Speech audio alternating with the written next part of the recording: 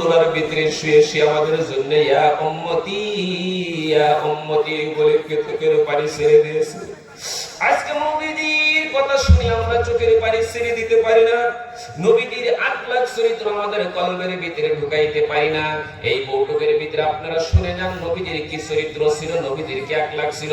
নবীজির আখলাক চরিত্র যদি আমি মুসলমান বেটার যদি কলবের ভিতরে ঢুকাইয়া পারতে পারি, আল্লাহর কাছে হাত তুলতে দেরি করতে পারে, আমার আল্লাহ দোয়া কবুল করতে দেরি করতে পারে না। বলেন সুবহানাল্লাহ। এইবার মুসলমান শুনে নেন, যারা পেন্ডেলের নিচে বসেছেন তাদের জন্য এত বড় ভাগ্য ভালো রে।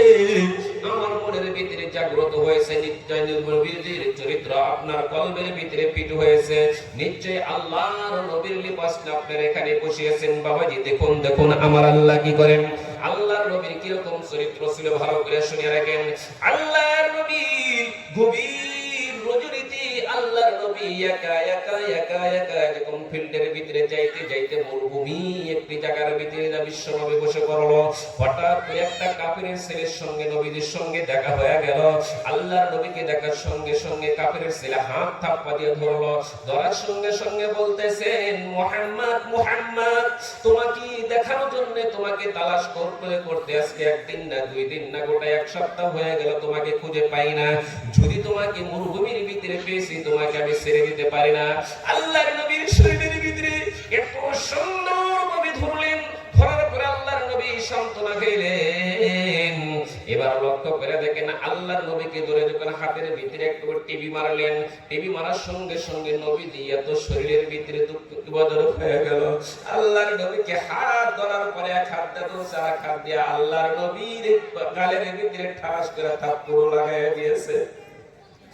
আমার নবীর গালের ভিতরে যখন থাপ্পড় লাগাই দিলেন, যে নবীর শরীরের ভিতরে আল্লাহ একটা মৌমাছি মরতে দেয় নাই, যে নবীর শরীরের ভিতরে একটা পোকামাকড় আমার আল্লাহ কামড়াতে দেয় নাই, সে নবীর গালের ভিতরে যখন থাপ্পড় লাগাই দিলেন, আমার নবীজি গাল ধরে ধরে বলে, বাবা রে বাবা কত বড় আঘাত করলি রে বাবা, তুমি কি জানো আমি নবীজির মা নাই, আমি নবীজির বাবা নাই।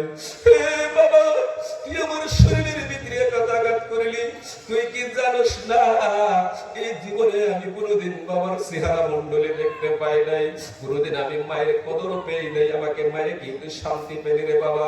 কাফেরের ছেলে আরো একটা থাপ্পড় লাগায় দিলেন, একে একে তিনটি নবীজির গালের ভিতরে যখন থাপ্পড় লাগায় দিলেন, আমার নবীজি চোখের পানি জোর জোর করে ছেড়ে ছেড়ে বলতেছেন, বাবা রে তুমি যে হাতটা থাপ্পড় দিয়েছো রে বাবা, নিশ্চয়ই তোমার হাতের ভিতরে মনে হয় কত বড় আঘাত পেলে রে বাবা। আল্লাহর নবীর শরীরের গাল পুরো ছিঁড়ে দিয়েছেন নবীজি, নিজের গালের দিকে লক্ষ্য করলেন না। নবীজি আজকে দেখেন কাফিরের ছেলেদের হাতের লক্ষ্য করে করে নবীজির চোখের পানি ছেড়ে দিয়েছে। মুসলমান আজকে আমরা দুনিয়ার ভিতরে বসবাস করি, আমরা বড় আলেম হয়েছি, আমরা বড় মাতবার হয়েছি, বড় ইঞ্জিনিয়ার হয়েছি, বড় টাকাওয়ালা হয়েছি, একটু শরীরের ভিতরে যদি টেম্পারটা বেড়ে যায় আমরা মানুষের সাথে অহংকারী করে ঘুরে ঘুরি না বাবাজি। ওরে বাবা রে, যে নবীকে সৃষ্টি না করলে আজকে আমরা দুনিয়ার আলো দেখতাম না, সে নবীর গালের ভিতরে থাপ্পড় দেওয়া সত্ত্বেও নবী যে মানুষের হাতের চিন্তা করতো। বাবারে তোমাদের পায়ে ধরে বলছি রে বাবাজি, ওই নবীর সঙ্গে যদি আমরা প্রেম করতে চাই, ওই নবীর সঙ্গে যদি আমরা নিবেদন করতে চাই, তাহলে আল্লাহ পবিত্র কোরআনের মধ্যে ঘোষণা করে দিয়েছে নবীজির চরিত্র তোমার কলবের ভিতরে অতি তাড়াতাড়ি ঢুকে নাও। বলেন সুবহানাল্লাহ। এ বাবারা তোমাদের পায়ে ধরে বলছি রে বাবা, যদি নবীজির সঙ্গে চরিত্রের সঙ্গে যদি মিল করতে চাও, অতি তাড়াতাড়ি তোমরা কোরআনের মাহফিলে চলে যাও। তারা সুন্দর সুন্দর কোরআন হাদিসের মধ্যে দিয়ে যেগুলো আলেমরা কথা শুনবো, প্রত্যেকটি কথার ভিতরে তোমরা ধ্যান ধ্যান ধরে যখন শুনবা, একটি কথার বিনিময়ে আল্লাহ তাআলা তোমাকে 10টি কিরা নেকি দিব, এবং আল্লাহ তাআলা একটা কথার বিনিময়ে তোমাকে ওই বউটুকের ভিতরে হেদায়েতের ফয়সালা করে দিব। বলেন সুবহানাল্লাহ। বাবারে তোমাদের পায়ে ধরে বলছি রে বাবা, আজকে দেখেন কত সুন্দর প্যান্ডেলের নিচে বসে আছে, একটা কথা মনের ভিতরে কি আমাদের জাগ্রত হয় না? এই হাতে কত মানুষকে বললাম মিনহা খালাকনাকুম ওয়া ফিহা নুঈদুকুম ওয়া মিনহা নুখরিজুকুম, কত মানুষকে আমি নিজের হাত দিয়ে মাটি দিলাম। আজকে বাবারে আমার 40 বছর বয়সে 40 বছরের ভিতরে হাজার হাজার মানুষকে আমি কবরের ভিতরে ঢুকাইয়া দিলাম। এই 40 বছর বছরের ভিতরে মা কি আমি কান্দে নিলাম, বাবাকে কান্দে নিলাম। এই 40 বছরের ভিতরে মনো বাবা হতভাগী বাবা আছে রে। আজকে শিশু বাচ্চাদেরকে কান্দে করে নিয়ে নে কবরের জমিনের ভিতরে চলে গিয়েছে, গেছে না বাবাজি? যার ঘরের ভিতরে বাবা চলে গিয়েছে, যার ঘরের ভিতরে ছেলে সন্তান চলে গিয়েছে, তারা বুঝতে পারে না বাবা। দুনিয়ার ভিতরে যদি মানুষকে আল্লাহ প্রেসারের মধ্যে পাঠাইছে, সমস্যার ভিতরে পাঠাইছে, টেনশনের মধ্যে ফেলেছে, সে জানি আগে মনে করে যে নিজে বাবা হয়ে সন্তান যখন দুনিয়ার মধ্যে ফিরে চলে যায়। আমি নিজে দেখেছি বাবা, আজকে আমরা টেনশনের মধ্যে পড়েছি, সমস্যার ভিতরে পড়েছি। আর আল্লাহ পবিত্র কোরআনের মধ্যে বলছে, যখন আমার কোরআনের দিকে অগ্রসর হও, আমার দিনের রাস্তায় যখন তোমরা অগ্রসর হও, আমি আল্লাহ ঘোষণা করে দিয়েছি তার কোনো ভয় নাই, তার কোনো টেনশন নাই। ওরে বাবা, তোমাদের পায়ে ধরে বলছি, টেনশন দূর করার জন্য আল্লাহ তাআলা আজকে রাতে 2টার সময় আপনাদেরকে বসাইছেন। আগামী কাল দিন আপনি লক্ষ্য করুন। যাই জন্য বাবাজি নাম্বার 1 হলো, পুরো পৃথিবীর মানুষের যদি কোরআনের অগ্রসর হয়ে কোরআনের দিকে তাকাই, যদি একটা আমল করে গো আল্লাহ আমি তোমার কোরআনকে ভালোবেসেছি, আল্লাহ তোমার কোরআনের কথা সারা রাত শুনেছি, কিন্তু আল্লাহ তুমি তো বলছিলে কোনো ভয় নেই, কোনো টেনশন নেই, টেনশনের বোঝা আমি মাথায় এখানে বসিয়েছি। নাম্বার 1 টেনশন হলো আমার ঘরের ভিতরে একটা শিশু বাচ্চা আছে আল্লাহ, আল্লাহ আমার ঘরের ভিতরে 10 বছর 15 বছরের সন্তান আছে গো আল্লাহ, সব সহ্য করতে পারি আল্লাহ। আমার সন্তানের শরীরের ভিতরে যদি কোনো বেমার হয়, আমার সন্তানের শরীরের ভিতরে কিছু আঘাত করলে আমি বাবা হয়ে সহ্য করতে পারবো না আল্লাহ। তুমি তো বলছিলে কোরআনের দিকে অগ্রসর হলি, কোরআনের দিকে অগ্রসর হলে তুমি সমস্যার সমাধান করো। আজকে বাবারে তারা বাবা হয়েছেন, তাদেরকে ইনশাআল্লাহ বলে দিয়েছি, তারা বুঝতে পারবেন কত বড় কষ্ট নিয়ে বসেছেন। ও বাবা শুনেন, জেনে নেন, কিছুদিন আগেও চলে গিয়েছিলাম বাবা হুজার ভিতরে যখন গেলাম, রেল স্টেশনে যখন গেলাম, ট্রেন স্টেশনের মধ্যে দেখি, প্ল্যাটফর্মের মধ্যে দেখি একজন বাবা আহারে নিজের চুলগুলো টান টান করে তুলে তুলে যখন জমিনের মধ্যে ছেড়ে দেয়।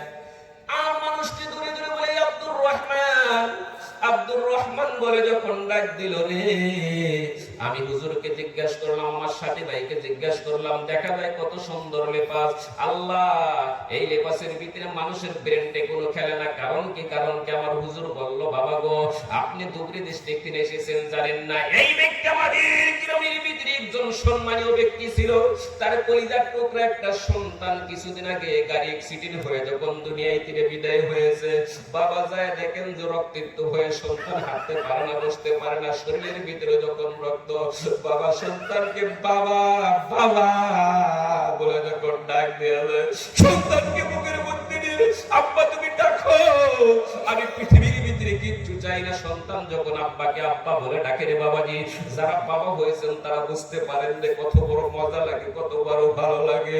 ওরে বাবা রে, আজকে হঠাৎ করে বাবুর হাট দিনে যায়, যদি বাড়িতে যায় দেখেন আপনার সন্তান আব্বা বলে ডাকে না, আপনার সন্তানের শরীরের ভিতরে প্রচন্ড জ্বর উঠেছে, আপনার সন্তান কোনো কথা বলতে পারে না। বাবা রে, দুনিয়ার ভিতরে কোনো বাবার কোনো খেয়াল থাকে না রে বাবা। বাবাকে যদি বলো তোমার রক্ত বিক্রি করে তোমার সন্তানকে বাঁচানো হয়, বাবা সঙ্গে সঙ্গে দেওয়ার জন্য রেডি হয়ে যাবে। সেই জন্য বাবা আজকে দেখুন ওই ব্যক্তি সম্মানী একজন ব্যক্তি, ছেলের কথা যখন মনে হয়েছে, প্ল্যাটফর্মের ভিতরে আব্দুর রহমান বলে ডাক দিয়েছে। ও বাবুরাটের বাবা, তোমাদের পায়ে ধরে বলছি রে বাবাজি, আজকে তওবা করে না, আর জীবনে কোরআনের মাহফিল দিনে আমরা চলে যাব না, আল্লাহর কাছে নিয়ত করে নিব, আল্লাহ তোমার কোরআনের মাহফিলে বসিয়েছি, সর্বপ্রথম আমার কলিজার টুকরা সন্তানের তুমি হায়াত বাড়াইয়া দিও, সকলেই বলুন আমিন। বাবা হয়ে একটা বার বলে দেখেন, আপনারা যদি আমিন বলছেন আর চোখের পানি বাহির করে দেন, আজকে দিনের খাতির, আজকে রাতের খাতির আপনাদের সন্তানের 1 সেকেন্ড হলে আল্লাহ সবাই হায়াত বাড়ায় দিব, সকলেই বলুন আমিন।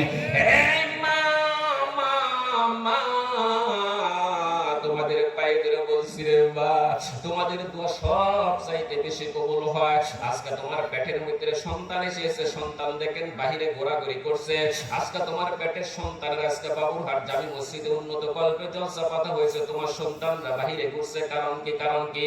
তুমি কি জানো না রে মা, তোমার মতন যে মা ছিলেন বড় পীর আব্দুল কাদের জিলানী রাহমাতুল্লাহ আলাইহির মা, বলেন সুবহানাল্লাহ। যারা বাবাজি মুরিদ হয়েছেন, যারা তরিকা ধরা ভালো করে শুনিয়ে রাখেন রে বাবাজি, আমরা খালি আজকে তরিকা ধরছি আর পীরের হাত ধরছি আর জান্নাতে চলে যাব। বাবারে